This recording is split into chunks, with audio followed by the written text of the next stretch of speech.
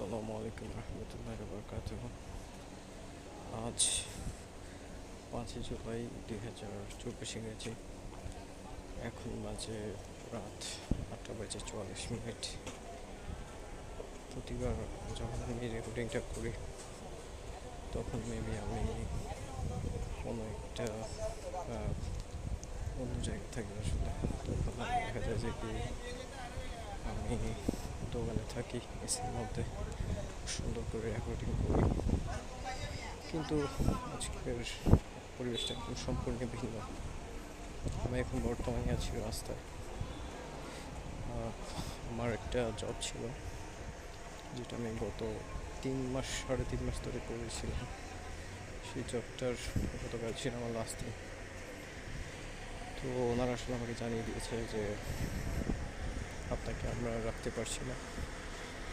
তো যার কারণে আসলে গতকাল আমি আমার এখানকার যেটা স্যালারি ছিল লাস্ট স্যালারিটা নিয়ে আমি এখান থেকে বের হয়ে যাই। এরপর মাঝখানে নিজের চেষ্টা করেছিলাম আরেকটা বাঙালি দোকানে কাজ নেওয়ার জন্য। ওখানে আমি কথা বলে রেখেছিলাম, বাট ওরা আমার পরিবর্তে অন্য আরেকজনকে নিয়ে ফেলে। তো যার কারণে এখন আর কি হয়নি, আমি আর এখানে আমি আর ঢুকতে পারিনি। এরপর থেকে এখন আজকে থেকে আসলে বলতে গেলে যে আমি বেকার।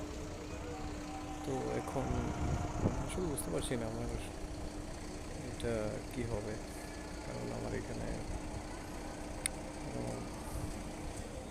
অনেকগুলো প্রবলেমের মধ্যে আছে। তো এখন দেখা যাক উপরওয়ালায় কী করে। তবে আমি আমার মতো করে চেষ্টা করে যাচ্ছি। আজকে থেকে আবার নতুন করে আমার জব সার্চ করা শুরু হয়েছে। আজকে যে করেছি, আজকে সকালে আসলে দেরি করে ঘুম থেকে উঠেছি। এরপর সারাদিন গেল বাংলাদেশ নিউজ দেখতে দেখতে, কারণ আজকে স্বৈরাচারী শাসক হয়ে গিয়েছে, আমাদের স্বাধীন হয়েছে। তো নিউজ দেখতে দেখতে আসলে আজকে দিনে গেছে। তবে আমি আসলে এখন খুবই হতাশ বলতে গেলে, কিছুটা হতাশ না এরকম। কারণ এখানে বেকার থাকা মানে নিজের পায়ে নিজে কোড়াল মারা।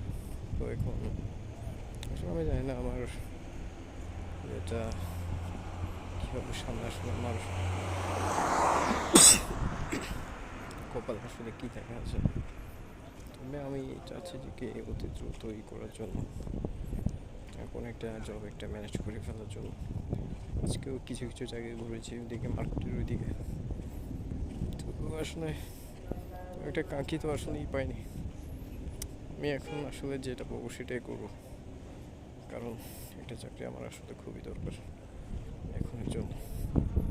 এবার দেখি আমি পারি কি পারি না, চেষ্টা করে যাচ্ছি, চেষ্টা করে যাবো, এটাই হচ্ছে কথা।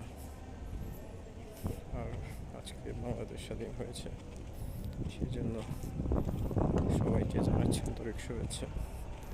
এই কথাগুলো মেবি কেউ শুনবে না, আমার স্মৃতি হয়ে থেকে যাবে, বাট যেই শুনুক পরবর্তীতে তাকে আমার পক্ষ থেকে শুভেচ্ছা। আসসালামু